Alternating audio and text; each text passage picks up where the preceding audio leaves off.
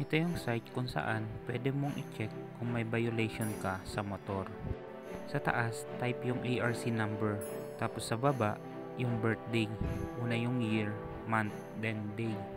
Dahil may violation tayo, diretso na rin tayo dito sa Family Mart para magbayad. Dito sa second page, pipiliin natin yung may sasakyan.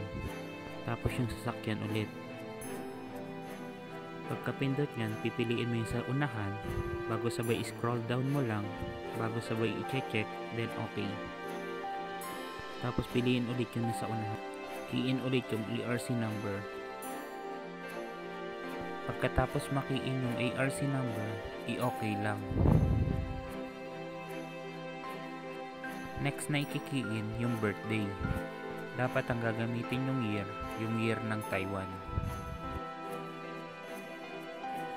Tapos dito, i-check lang natin yung violation natin. Tapos sabay okay. Then lalabas na yung resibo. At yun na yung babayaran natin dun sa counter.